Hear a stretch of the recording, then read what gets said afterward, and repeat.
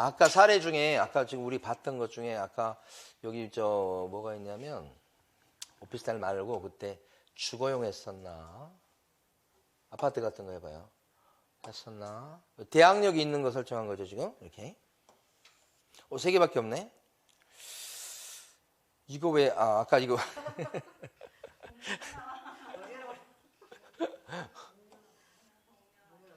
아까 이거 조사해오라고 그러죠?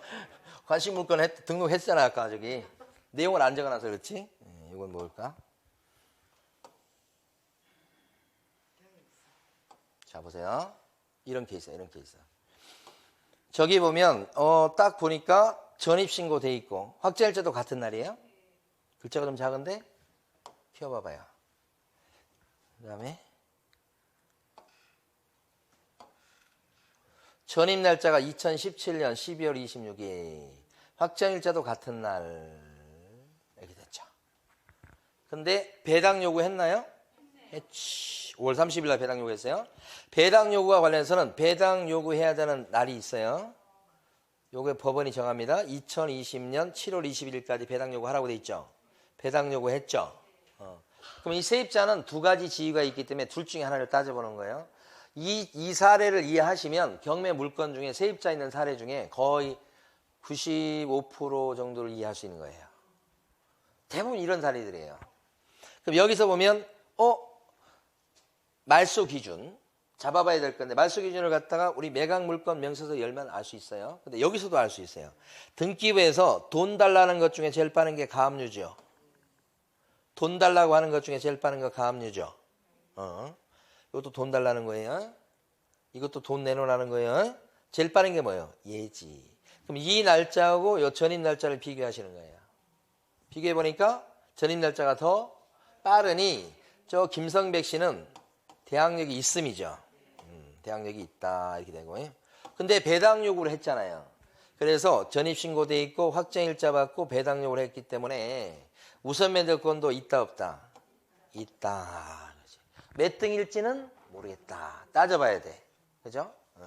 사실 이제 대항력 할 때 2017년 12월 26일 날 전입이 되면 대항력의 효력이 생기는 것은 2017년 12월 26일이 아니고 27일 생기는 건 아시죠? 다음 날 뭐예요? 0시. 그거 한 번도 말씀 안 드렸네. 근데 이제 구체적으로는 다음 날 0시가 돼요. 근데 우선 매도권 있잖아요. 우선 매도권. 우선 매도권은 확정일자까지 쳐서 가장 효력이 늦게 생기는 시점이 등수 따지는 기준이에요. 그러면 요 전입 날짜가 2017년 12월 26일, 확정일자가 2017년 12월 26일 요 사람은 배당 요구해서 배당을 우선 매도권 행사할 텐데 그때 언제 우선 매도권이 생길까요? 2017년 12월 27일이야. 왜냐면 요 전입신고의 효력이 언제 생기니까? 다음날 0시니까. 그러니까 전입신고는 무조건 다음날 0시. 확정일자는 그날. 확정일자는 다음날로 안 넘어가요. 전입신고는 다음날로 넘어가요. 그래서 이 사람은 2017년 12월 27일 날 우선 면도권이 생기는 거예요. 구체적으로. 막 이것까지 따져가지고 등수가 매겨지는 경우는 거의 없어요. 솔직히. 그러면 여기 보면 이 사람하고 지금 등수가 매겨지는데 이 사람은 지금 2020년 3월 달이죠. 이 사람 등수가 2017년 12월 27일이죠. 많이 차이 나죠. 그러니까 이게 0시 안 따져도 대충 여기가 빠르잖아요. 그럼 우선 면도권이 뭐예요? 1등이야 1등. 2등은 가압류죠. 그럼 2등 가압류는 무시해도 돼요. 1등 배당 타는 거예요. 얼마를 타는 거죠? 4억이에요. 그럼 여기서 배당해서 4억을 타보는 거예요. 다 받으면요. 그냥 비우고 나가면 돼요. 다 배당금 반환받아서. 근데 여기서 배당을 탈 때 4억을 다 못 받을 수도 있잖아요. 1등이지만. 받을 거와 어떻게 따져보죠? 못 받아가지고 만약에 3억을 받았다 그러면 어떻게 돼요? 1억을 못 받은 게 있죠? 그럼 어떻게 돼요? 그렇지. 그래서 대항력이 있다고 하는 이 빨간 표시가 그렇게 중요한 거예요. 그러니까 이럴 때는 배당을 타보는데 다 못 받아도 나머지를 건질 수 있으니까 물어내라고 할 수 있으니까 세입자 입장에서는 안전하죠. 이런 세입자가 태반이에요. 태반. 근데 이런 세입자일지라도 예를 들어서 이게 전세가가 너무 세가지고 또 부동산 가격이 폭락하고 전세가 세면 입찰 들어와서 낙찰 받는 사람은 이게 문제가 아니고 적정선에 낙찰을 받으려고 할 거 아니에요? 적정선이 예를 들어서 여기 딱 보니까 3억이 적정선이라고 해봐. 시세가 그때 당시 시세를 딱 보니까 3억이 적정선이야. 낙찰 받는 사람 입장에서는 3억이 적정선이다 그러면 자기는 4억, 3억 5천 안 쓰지. 무조건 3억만 쓸 거거든. 그러면 낙찰자가 3억 쓴 요것은 배당금으로 가. 배당금에 가게 되면 배당에서 1등으로 배당받아요. 김성백 씨가. 근데 받을 돈이 4억이나 되니까 다 받아요? 3억만 받지. 그럼 나머지 1억은 못 받잖아요. 그럼 1억은 낙찰 받은 사람한테 내놔라 이렇게 해서 인수시킬 수 있으니까 이거 들어와서 시세가 3억인 걸 생각하고 낙찰 받은 사람은 아무리 재주가 좋아도 4억 밑으로는 못 받아요. 이게 지금 빌라왕인지 바지왕인지 이게 생기는 그것 때문에 문제가 생기는 근본 원인인 거예요. 다 가격이 올라가 버렸으면 아무 문제가 안 생기는 거예요. 근데 시세가 이것밖에 안 되니까 이렇게 낙찰 받는 게 정상인이에요. 예를 들어서. 그러면 배당에서 다 받나요? 못 받아. 그러니까 이 세입자는 대항력도 있지, 우선면허권도 있지, 법률적 측면을 봤을 때 이 세입자는 안전한 세입자예요. 그러나 진정하게 안전하냐? 아니라는 거예요, 지금. 왜요? 이거 받을 사람이 진짜 1억 생각해서 1억 물어주고 생각해서 4억이 괜찮다고 생각하면 모르지만 그게 아니에요. 3억에 받아도 얼마가 생겨버려요. 추가 인수 금액이. 1억. 그러면 4억 밑으로 안 된다는 거예요. 그러면 입찰 들어와요? 안 들어와. 만약에 이게 더 떨어져 가지고요. 2억까지 내려왔어. 2억에 받으면 싸게 받은 거예요? 아니지. 2억 배당금이 돼서 받아가는 돈이 2억밖에 안 되니까 못 받은 돈이 2억이나 생겨요. 인수금액 2억 생기죠. 4억 밑으로는 도저히 받아갈 수 없다고 재주가 좋아도. 만약에 더 떨어져가지고 사람들이 관심이 없어. 1억까지 떨어졌어. 그러면 싸게 받은 거예요? 아니지. 1억 받아도 배당금이 1억 들어가면 나머지 못 받은 돈이 3억이나 생기니까 인수금액이 3억이 생기는 거지. 1,000만 원에 받으면 잘 받은 거예요? 당장 내는 돈은 1,000만 원밖에 안 되지만 이거 빼고 나머지 3억 9천만 원은 인수잖아. 4억 밑으로 내려갈 수 있어요? 부담한 금액이 절대 내려갈 수 없어요. 이 구조는 거예요.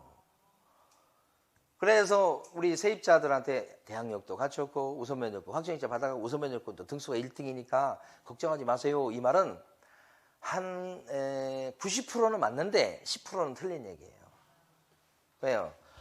가격 떨어지고 전세 시세가 너무 높게 잡힌 그런 케이스 같은 경우는 당장 손실이 생겨요. 들어온 사람 없어요. 그러면 이 집을 유일하게 낙찰을 받을 수 있는 사람은 누구예요? 유일하게. 1년, 2년이 가도록 낙찰자가 안 들어와요. 낙찰자가 안 나와. 유일하게 받을 수 있는 사람은 세입자예요. 그럼 세입자는 자기가 받을 돈이 4억이나 있는데 할 수 없이 이렇게 1억까지 떨어졌는데 결국 어떻게 해요? 자기가 4억에 받는 거예요. 그럼 자기가 4억을 쓰고 받아. 어차피 자기 돈 받을 돈 4억 있는데 못 받아 이거. 그러면 이건 써먹는 거예요. 4억. 그럼 이 사람은 낙찰자가 되면 자기가 낙찰 받아서 낼 돈이 얼마가 생기죠? 낙찰 받아서 낼 돈이 4억이 생기고 또 자기는 1등 채권자죠. 1등 채권자잖아. 채권자로서 배당 탈 금액이 얼마죠? 4억이죠. 그럼 어떻게 하면 되겠어요? 낙찰자가 됨으로써 채권자로 받아갈 돈도 있고 입찰 들어가서 낙찰 받은 사람으로서 낼 돈도 있죠. 그 돈이 같죠. 그럼 어떻게 해요? 퉁치죠. 이걸 뭐라고 그래요? 상계라고 그래요. 상계. 추가적으로 돈은 안 들어가죠. 그러니까 이건 이 세입자는 어떻게 되냐면 3억짜리 빌라나 아파트를 4억에 사는 거예요. 1억 손해죠. 안전한가요? 안전하지 않게 되죠. 이런 경매 케이스가 셀 수 없이 많은 거예요. 제가 열어서 막 보여드리고 싶어요. 열어서. 근데 안 나올까 봐 걱정이 돼서 못 여는 거예요. 어떻게 돼서 이거? 지금? 가만 있어봐. 이거 어떻게 돼서? 여기서? 오케이 하고. 뭐예요 이거? 일단 줄여놓고. 아니야. 이거 참 이걸로 가야지. 자. 여기서 줄여놓고. 지워도 되겠네. 이 아파트인데 얘는 어떨까요? 한번 유찰됐죠? 임차인이 있는데 전입날 아까하고 똑같네요. 제가 똑같은 걸 띄운 건가요? 이러면 지워야 되지. 이거. 없네. 자, 그러면 아파트 말고 빌라로 가볼게요. 빌라다가 다 어디 갔어?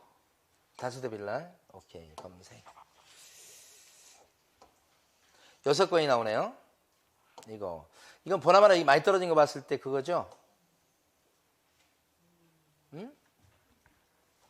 배당에서 여기 지금 대항력 있다고 나오죠? 배당력 있는 이유는 근저당 날짜보다 빨라. 대항력이 일단 있지. 그리고 이제 이 사람이 확정일자 받고 배당 요구했어. 이거 한 사람이에요. 도시보증공사는 얘 다음 넘겨받은 사람이고. 요것만 가지고 보시면 돼. 자, 배당 요구는 배당 요구 종기 지켰나요? 이런 사례가 많다고. 무지하게 많다고. 자, 여기 배당 요구 종기 지켰어요, 어쳤어요? 자, 볼게요. 배당 요구 종기가 2022년 3월 24일로 돼 있잖아요. 배당 요구한 종기가 2020년 11월 23일이니까 어때요? 배당 요구에 대한 날짜 지켰죠? 훨씬 지켰잖아요, 지금. 그러면 앞으로 이제 이 우선 면역권은 전, 확, 배 세 글자예요. 전입신고, 확정일자, 배당 요구. 이거 종기 지켜야 돼요. 그러면 우선 면역권은 언제 생기게 해요? 며칠 날? 2018년 9월 20일입니까? 2018년 9월 21일입니까? 2018년 8월 30일입니까?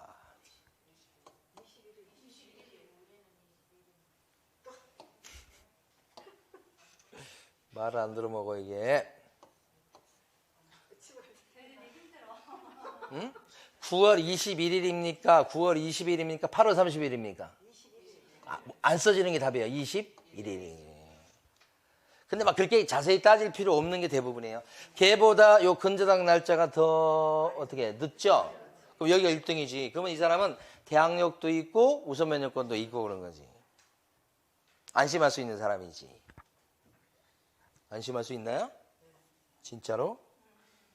진짜 안심할 수 있는 거 맞아요? 몰라요? 말 좀 들어라. 지워야 되는 거예요? 아니야. 이거 지금 말을 안 듣고 있어 얘가. 죄송합니다. 이걸 지워야 되는 걸 제가 모르고 있었어요. 자, 그 다음에 이렇게 딱 하면 아직 안 지워졌네. 말 안 들어먹네. 지워야 되는데 지워져라.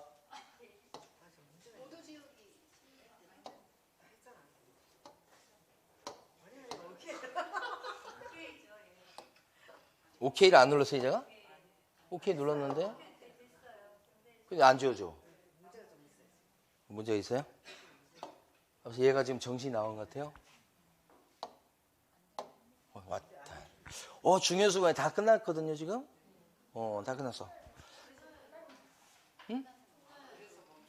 끝나서 멈춘 거야?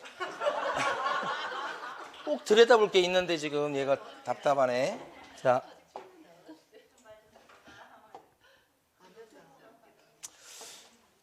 진짜 그러네. 이럴 수가 없. 이러면 안 되는데? 안 돼요. 꼭 들여다볼 게 있어서 그래요, 지금. 이러면서 시간을 끄는 거예요, 지금. 멈췄어요? 그럼 어떻게 해야 돼요? 얘를 죽여야 돼요? 저기서 한번 꺼봐요. 꺼봐가지고. 다시 들어가 보게. 내려놓으세요. 혹시 모르니까. 내려보세요. 이걸. 내려놓은 거. 가만있어 봐요. 자, 여기서부터 안 지워서 그런가 봐요.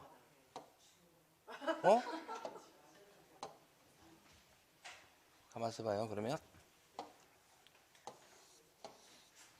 지워야 될 것 같아요. 지웠다가 다시 켜야 될 것 같아요.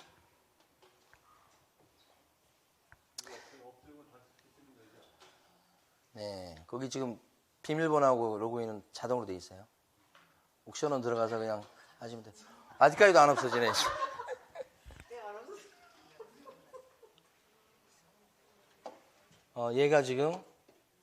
얘가 안 없어지네. 이것도 안 되고. 자, 그러면 뭘로 대신하냐면요. 하여간 다음 주에도 또 한번 보여드릴 텐데 대항력도 있고 우선면적도 있는 세입자가 태반이다. 근데 이제 그 큰 책 중에서 큰 책 한번 보세요.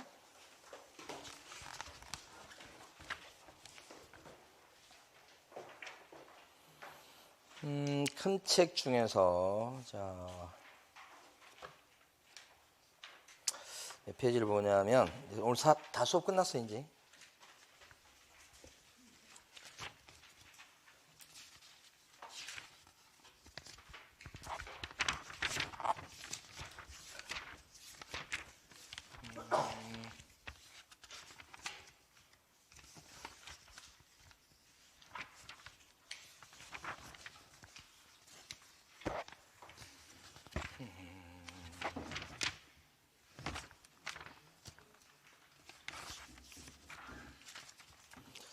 참 세상이 참 그렇습니다. 자, 29페이지입니다.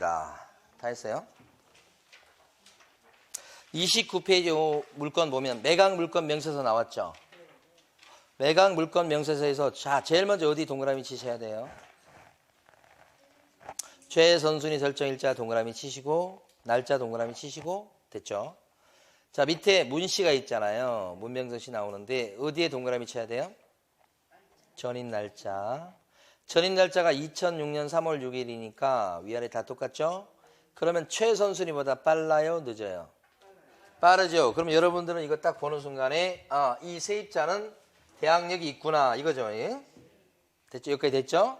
그 다음에 그 문병성 씨의 전입 날짜 나와 있는 그 두 번째 칸에 보시면 전입신고 날짜는 2006년 3월 6일이고 확정일자도 같은 날이에요. 그죠? 그 다음에 오른쪽에 배당 요구 여부에서 배당 요구한 날짜가 14년 12월 10일이에요. 그죠? 그러니까 세 가지가 그 끝에 세 가지가 잘 보세요. 전, 확, 배예요. 이게 뭐하고 관련돼 있죠? 우선면적관. 그러니까 이 매각 물건 명세서를 보고 세입자가 있을 때는 전, 확, 배 요 세 가지가 나오면 뭐예요? 우선면적권이 있다는 거예요. 근데 한 가지 주의할 것은 배당 요구할 적에는 배당 요구의 종기를 지켜야 돼요. 그럼 종기가 어디 있죠? 위에 있죠? 위에 보면 배당 요구 종기가 2015년 2월 18일로 돼 있죠? 위에 다 있어요. 그러니까 중요한 걸 여기 써놓은 거예요. 그 날짜를 지켰죠? 2월 18일인데 2월 11일이니까 한 1년 전에 했네. 그죠? 그러니까 이건 지켜서 괜찮아. 그럼 이 세입자는 대항력도 있고 우선면적권도 있다 이렇게 되는 거잖아요 지금. 그렇죠? 안전한 세입자예요 일단은. 네, 근데 배당 요구를 보통 일반적으로 하니까 배당에서 타보는데 혹시 다 못하면 요리 돌아간다 이 뜻이죠. 그런 뜻이에요 이게. 혹시 다 못하면 위로 돌아가서 나머지를 인수시켜야 된다 그런 뜻이 되는 거예요 이게. 그러니까 전확배 이런 케이스가 되게 많아요. 네? 네, 그래서 최근에 뭐 그 문제되는 케이스들은 다 이런 케이스다. 근데 문제가 된 것은 왜냐면 그 매매 시세가 떨어지고 전세가가 옛날 처음부터 높게 잡혔다는 거죠. 그러니까 전세가가 매매가가 떨어져 버리니까 전세가 같은 경우에 그 회수가 거의 불능이다. 그래서 누가 피해를 보게 돼요? 세입자가 피해 본다. 그래서 세입자들이 울며 겨자 먹기로 낙찰받는 케이스들이 많다 이거지. 근데 왜 그러냐면 지쳐서 못 견뎌요. 계속 경매가 진행되거든요. 나올 때까지. 그때까지 돈이 안 나오잖아요. 나중에는 자포자기하고 그냥 가다 버리자 그냥. 발 뻗고 자자 그냥 이렇게. 그래서 피해자가 세입자가 된 거죠. 원래 법적으로는 피해가 있을 수 없는 구조잖아요. 그런데 피해자가 나온다. 그렇죠? 그건 두 가지 원인, 부동산 가격이 하락 국면이라는 거하고 처음에 전세 보증매 시세가 뭐예요? 높게 잡혔었다는 게 문제점이라는 거죠. 예? 자, 이번 주에 여기까지 진도를 진도할 건 없지만 하고요. 다음 주에 그 세입자는 지금 거의 끝난 상태예요. 세입자 관련해서 이제 다음 주에 조금 더 마무리하고 사례 좀 보고 다음으로 넘어가 보도록 하겠습니다. 자, 오늘 여기까지 하겠습니다. 마치고 나서 하죠. 자, 수고 많으셨습니다. 네.